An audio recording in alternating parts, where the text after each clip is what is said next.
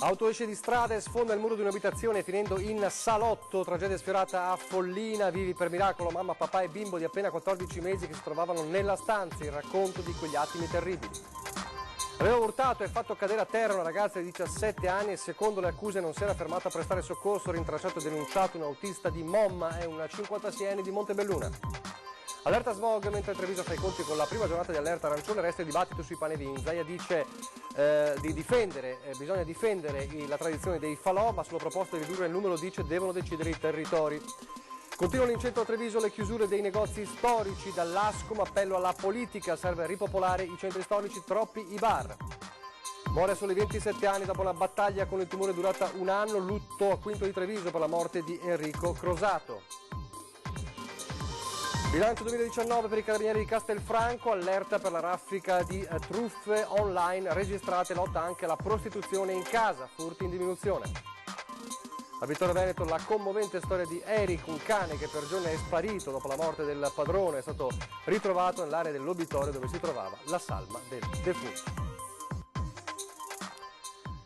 Telespettatori di Antenna 3, buonasera e ben trovati. L'edizione trevigiana dei nostri telegiornali, dunque in primo piano la cronaca degli attimi di paura davvero vissuti da una famiglia a Follina, un'abitazione dove un'auto si è schiantata piombando letteralmente nel salotto di casa.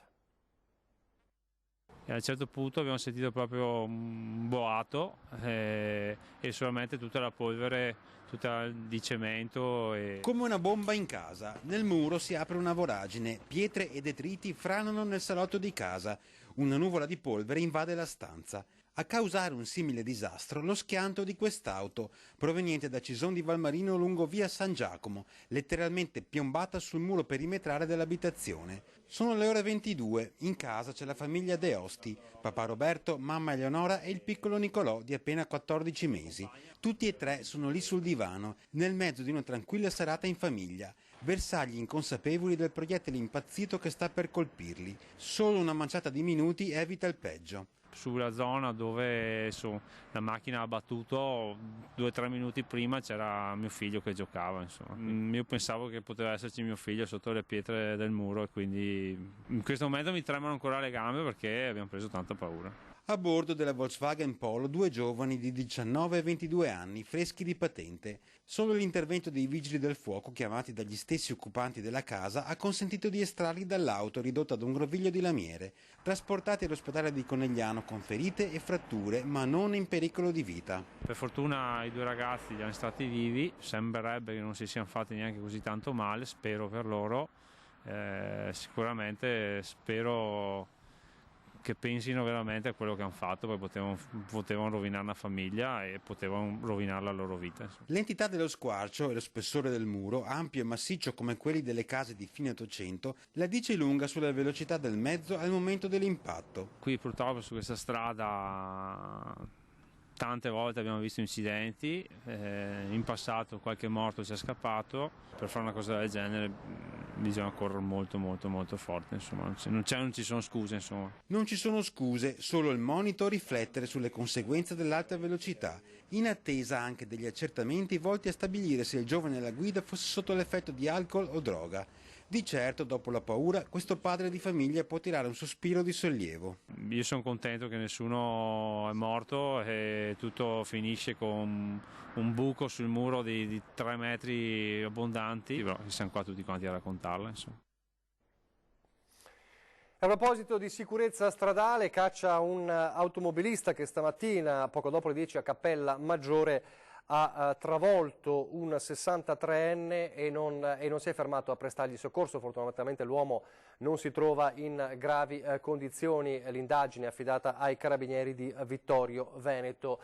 E intanto invece è stato rintracciato dai carabinieri un 56enne di Montebelluna, autista della MOM, che nell'ottobre scorso a Castelfranco Veneto investì una studentessa padovana di Loregge. Secondo l'accusa non si fermò a prestarle soccorso.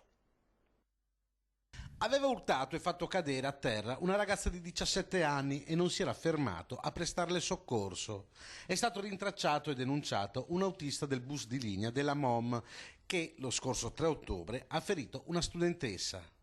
La giovane, cadendo, aveva riportato una frattura alla spalla e diverse contusioni. L'autista alla guida del mezzo pubblico è un 56enne di Montebelluna che è stato denunciato per omissione di soccorso dopo l'incidente avvenuto ad ottobre nel piazzale dell'autostazione di Castelfranco Veneto.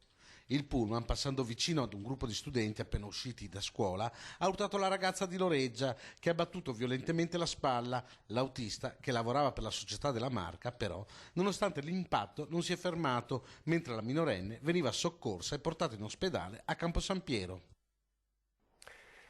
In merito a questa vicenda, nel pomeriggio è arrivata una nota di MOM proprio in relazione all'incidente del 3 ottobre 2019 che appunto ha visto coinvolta una giovane cliente. Mobilità di Marca precisa che ha avviato da subito tutte le procedure interne al fine di verificare l'accaduto per offrire tutta l'assistenza del caso. L'autista, secondo MOM, avrebbe suonato per avvertire la ragazzina che non era in corrispondenza delle strisce pedonali, ma lei non si sarebbe spostata. L'autista avrebbe dichiarato inoltre all'azienda di essersi fermato in realtà, ma la 17enne nel frattempo si era già allontanata. Questa è la versione dell'uomo.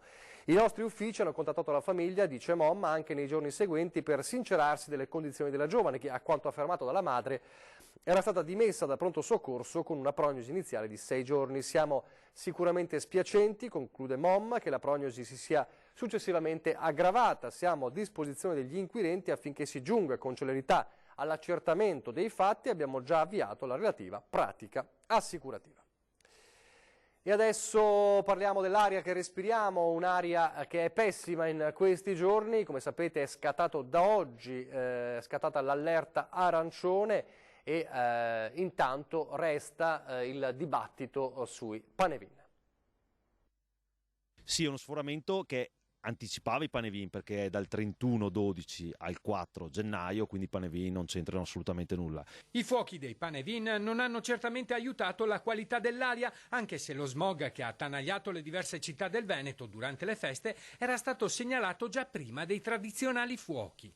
L'ARPAV, già nel primo bollettino dell'anno, aveva già rilevato quote ben al di sopra del limite giornaliero. Entrano perciò in vigore le misure di contenimento delle polveri sottili imposte dalla legge ai comuni sopra i 30.000 abitanti. Ora l'allerta è arancione a Venezia, Treviso, Padova, Vicenza e San Bonifacio, mentre a Rovigo, Este, Cittadella e Legnago è già in corso. Quando il limite giornaliero di 50 microgrammi al metro cubo di PM10 viene superato per più di 4 giorni consecutivi, si passa al livello di allerta arancione. Lo stop riguarderà anche i caminetti e le stufe da 2 stelle in giù. I controlli verranno fatti come è stato fatto fino adesso per l'allarme verde e l'attuale allarme arancione, quindi verranno fermati dei veicoli ritenuti all'interno di queste classi che non possono circolare. Attenzione però, dice l'assessore Manera, è stata prevista una serie di deroghe per facilitare l'utenza e le attività produttive e commerciali. Sono molte, sono legate alla produttività della persona, alla possibilità di raggiungere il posto di lavoro, agli over 70, quindi ci sono tutta una serie di deroghe che abbiamo studiato ad hoc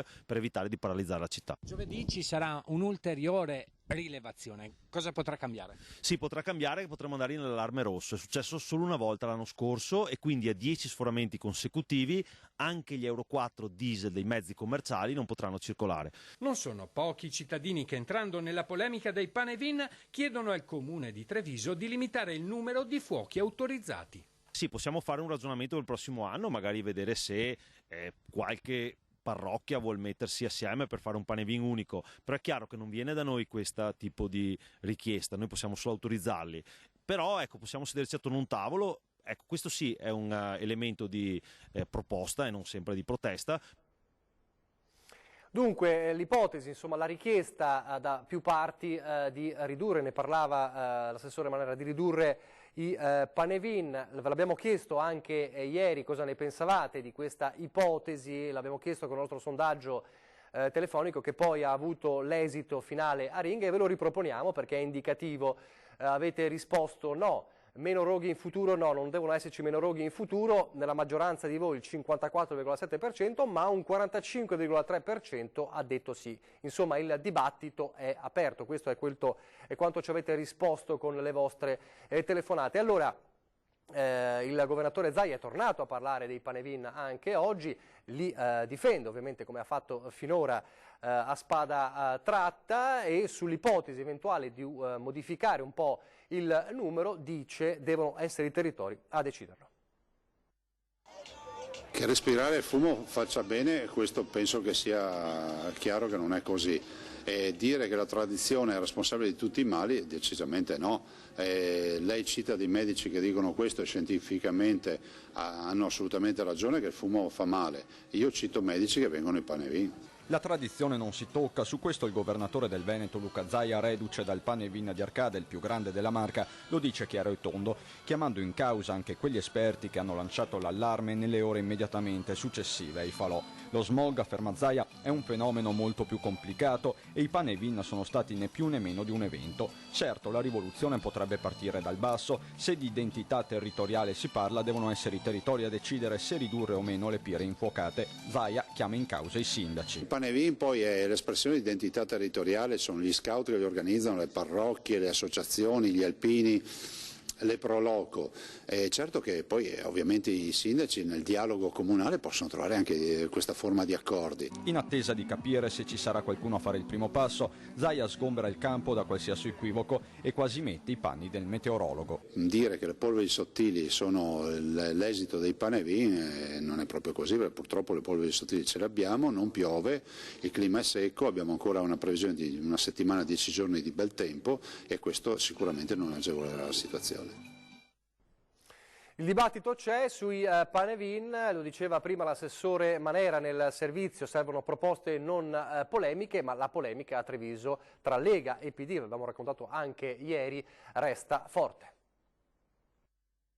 La politica dovrebbe dare delle risposte in merito chiare e precise, almeno ci fosse un po' di moderazione, e invece vediamo il nostro presidente di regione che va ad accendere il falò più grande di tutto il Veneto, che è quello di Arcade. Ad accendere il falò della polemica ci pensa il consigliere regionale Andrea Zanoni, che se da un lato ricorda le procedure aperte dall'Europa sugli sforamenti continui alle PM10 in pianura padana, dall'altro pone una domanda. In una situazione di allarme sanitario, in una situazione di violazione delle leggi sulla tutela dell'aria e quindi della salute, ci possiamo permettere delle deroghe e di imbrattare ulteriormente l'aria che respiriamo? La situazione dell'inquinamento dell'aria in Veneto, in provincia di Treviso, è di allarme e di totale illegalità. A usare toni ancora più forti il consigliere comunale Roberto Grigoletto, che ieri ai nostri microfoni aveva parlato di attentato alla salute, chiamando direttamente in causa il comune. Mi sembra che sia chiaro che qui c'è stato proprio un attentato alla salute e chi ha la responsabilità politica, amministrativa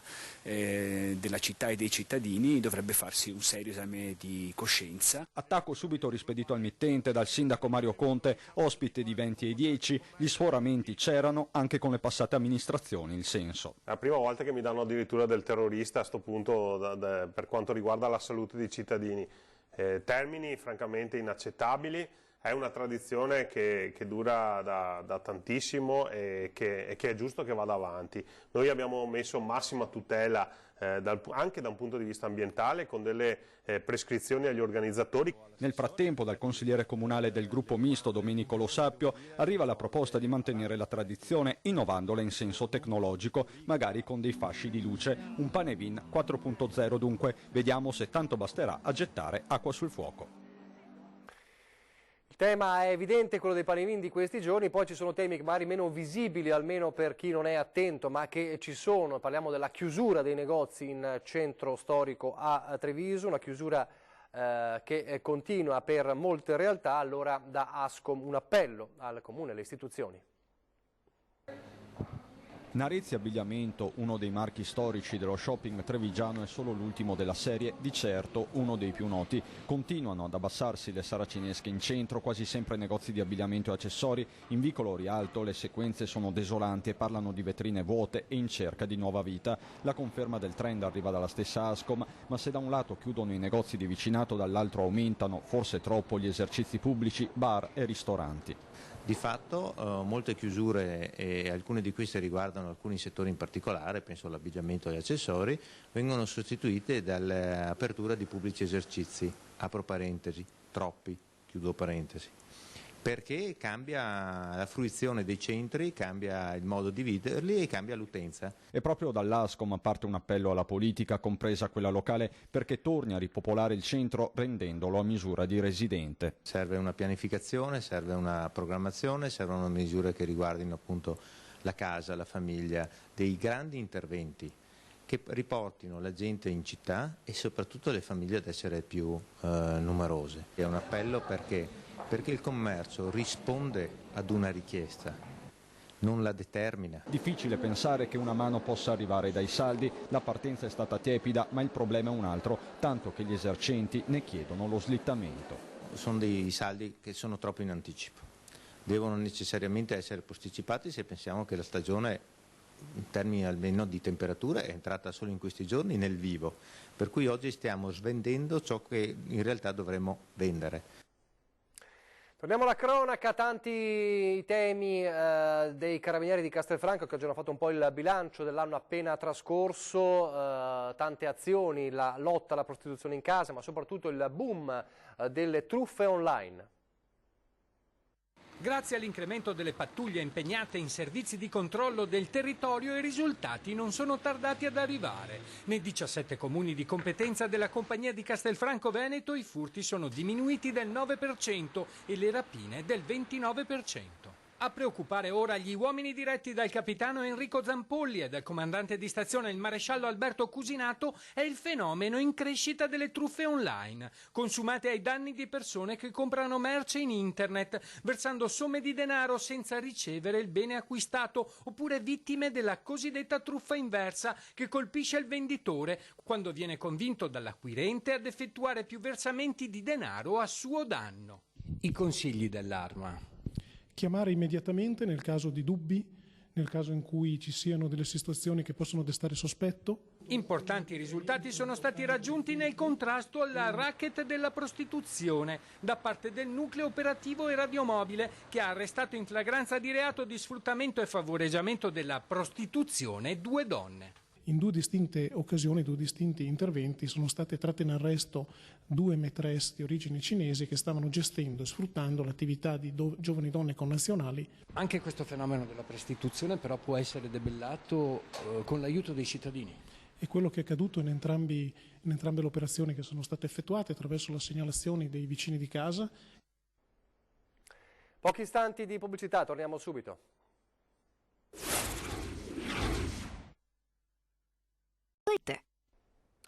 Rieccoci in studio in diretta al telegiornale di Treviso. Ripartiamo dal cordoglio e dal lutto di un intero paese, Quinto di Treviso, per la morte a soli 27 anni di Enrico Crosato dopo una battaglia durata 1 anno contro un male incurabile. La famiglia del giovane, conosciutissima in paese, papà Renzo è stato consigliere comunale della precedente amministrazione con delega ai giovani e allo sport, è molto attivo in parrocchia e nel volontariato. La comunità intera si stringe attorno all'uomo e alla moglie Roberta per la perdita di Enrico, appassionato di calcio, di animale. Avete visto quella foto, ecco questa foto con il cane, un ragazzo appunto solare che lascia tantissimi amici. I funerali sono stati fissati per venerdì alle 14:30 ed aveva un rapporto evidentemente speciale con il suo cane anche il padrone di Eric, un bel collie, protagonista di una storia commovente a Vittorio Veneto.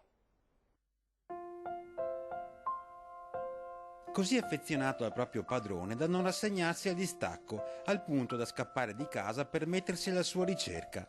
È la storia di questo bellissimo esemplare di collie di 4 anni, di nome Eric.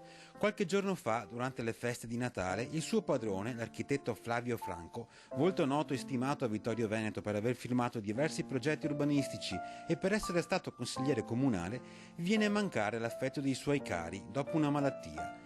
Dapprima l'ambulanza, poi la prolungata assenza. Segnali che hanno fatto capire al cane che qualcosa non andava.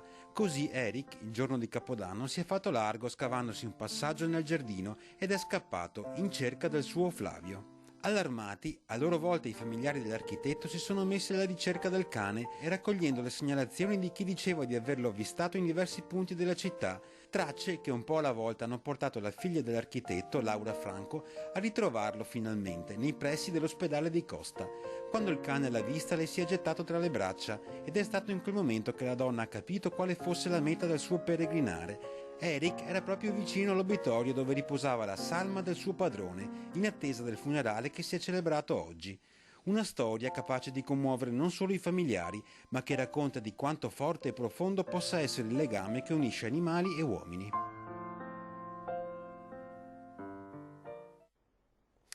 Adesso invece parliamo del pasticcio della direzione unica dei musei di Bassano del Grappa e di Possagno, una bagarre che vede in campo anche Vittorio Sgarbi.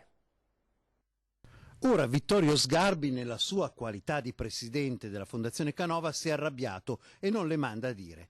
Quando ha letto che Chiara Casarin sarebbe niente meno che direttrice unica della Gipsoteca di Possagno e dei musei di Bassano, come dichiarato in pompa magna dal sindaco Elena Pavan e dall'amministrazione possagnese, non ci ha visto più e ha scritto una lettera.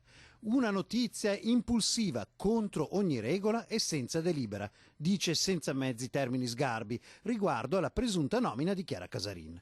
Io non ho proprio nominato nessuno, sottolinea Sgarbi, nel suo ruolo di presidente, anzi, poni serie dubbi sulla opportunità di Casarin alla guida dei musei per via del suo curriculum. È in realtà una studiosa di arte contemporanea, laureata in semiotica e non in storia dell'arte.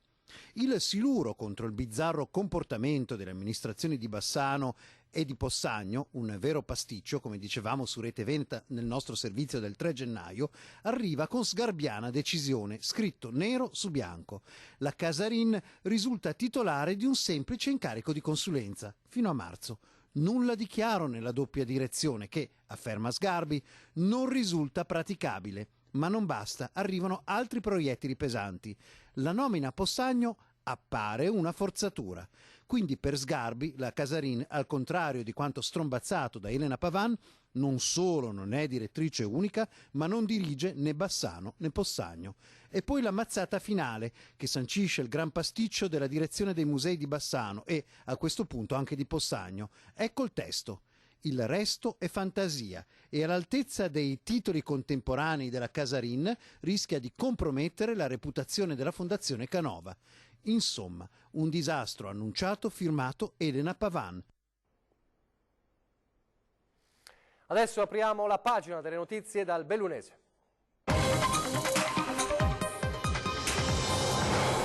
In primo piano c'è il lavoro, sono le pessime notizie dal teso incontro fra azienda e sindacati. Parliamo di Safilo nella sede della direzione oggi a Padova, perché l'azienda ha confermato il piano industriale presentato nelle scorse settimane con la catastrofica previsione di 700 esuberi, 400 a Longarone, 250 a Martignacco, una cinquantina a Padova. Netta contrarietà è stata espressa dalle organizzazioni sindacali che hanno ribadito anche oggi la necessità di un confronto di merito su investimenti e scelte strategiche per il rilancio del gruppo che ha il cuore produttivo a Longarone. All'azienda è stata chiesta l'immediata attivazione di tavoli utili a minimizzare l'impatto della crisi che, per quanto riguarda il Bellunese e lo stabilimento di Martignacco destinato alla chiusura, rappresenta una vera e propria bomba sociale. I sindacati hanno confermato dunque lo stato di agitazione e il conseguente blocco di straordinari e di flessibilità dopo l'esito appunto del tavolo del vertice finito nel tardo pomeriggio. Adesso invece parliamo dei lavori temporaneamente sospesi a Palazzo Livoto, dove Ater sta recuperando il fabbricato per realizzare degli appartamenti. Ebbene, la scoperta è quella di reperti risalenti addirittura all'epoca romana.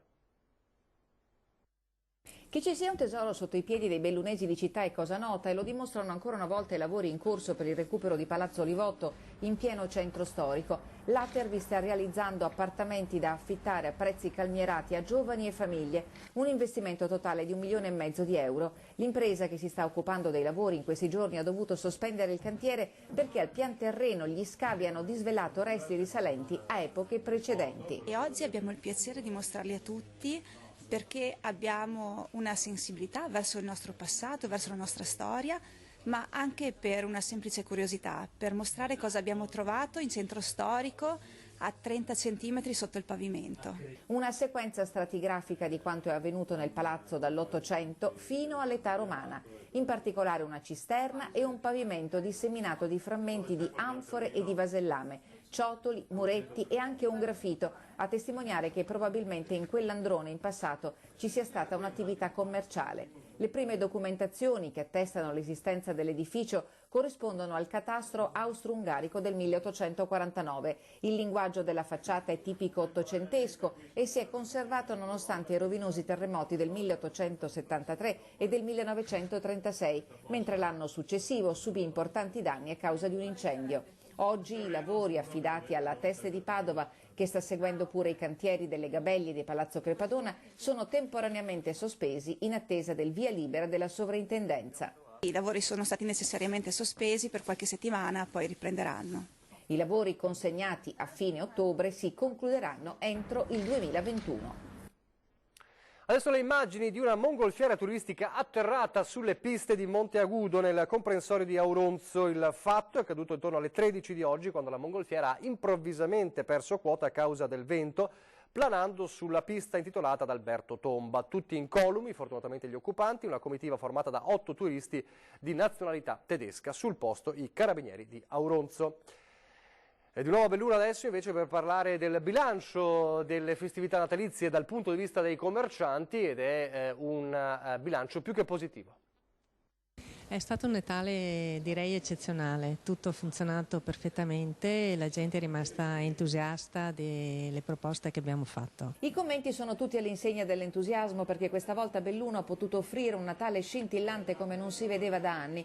Il botto senza tema di smentita subito nelle primissime giornate dell'avvio delle iniziative è arrivato grazie al fascino della luna di Luc Geram, che il 6, 7 e 8 dicembre si è specchiata nella fontana dei giardini di Piazza dei Martiri, e sono stati 3 giorni da tutto esaurito, dalle attività ai parcheggi occupati da migliaia di automobili che hanno raggiunto il capoluogo. Ma altre occasioni di richiamo non sono mancate. È piaciuto soprattutto poi il mercatino, creato così con queste 2 piazzole che hanno creato un po' questa serie di storie, specie di villaggetti con indirizzo soprattutto enogastronomico.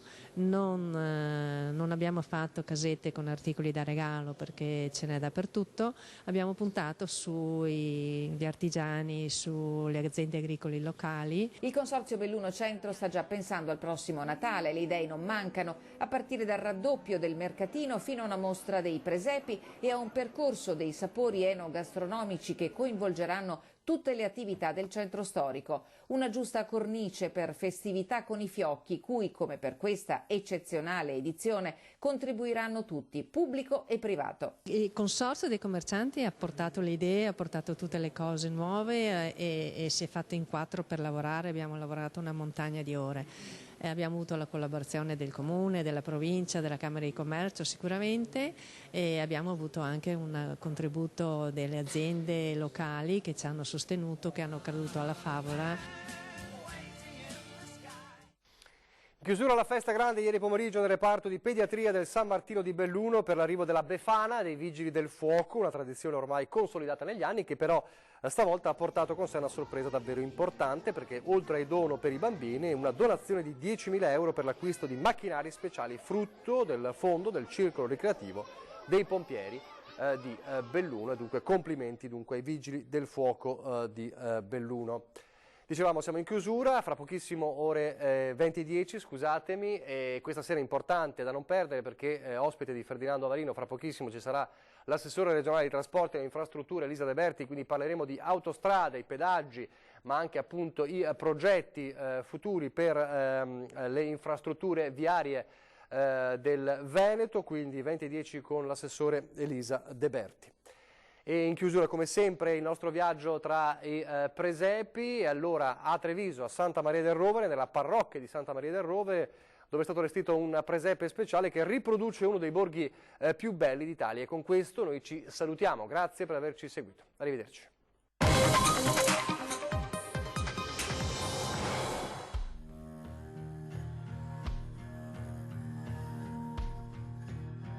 Il presepe qui è completamente diverso ogni anno. Quest'anno io ed altri amici abbiamo voluto rappresentare la nascita di Gesù in uno tra i borghi più belli d'Italia, perché in qualsiasi posto tu vai trovi uno tra i borghi più belli d'Italia. Quindi quest'anno lo abbiamo ambientato a Rocca Marchesa, questo è solo uno scorcio del paese, e naturalmente abbiamo posto il Vangelo di Luca che dà autenticità alla rappresentazione della nascita di Gesù. Quest'anno abbiamo aggiunto le ruote che fanno girare un'officina meccanica.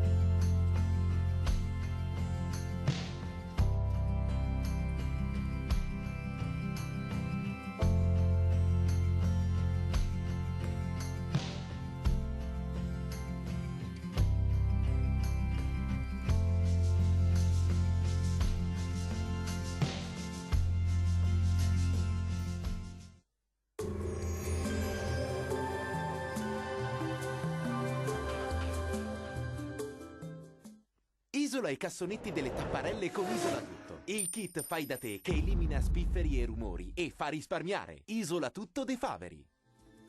Bentrovati al meteo. Alta pressione, tempo dunque sempre stabile, ma il rovescio della medaglia sarà la nebbia e il livello di smog alle stelle. Vediamo il dettaglio di mercoledì 8 gennaio.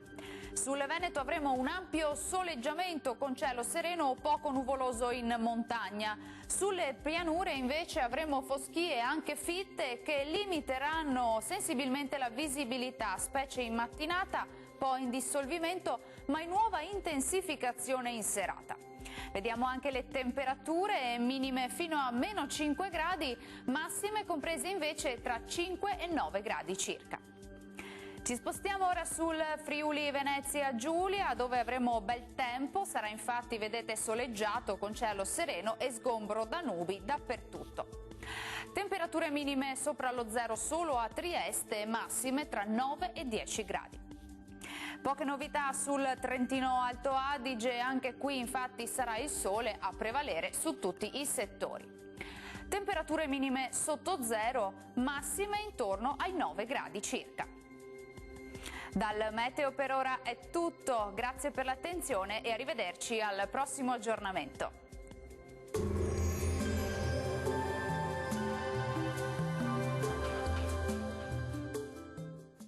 Isola i cassonetti delle tapparelle con Isola Tutto. Il kit fai da te che elimina spifferi e rumori e fa risparmiare. Isola Tutto De Faveri.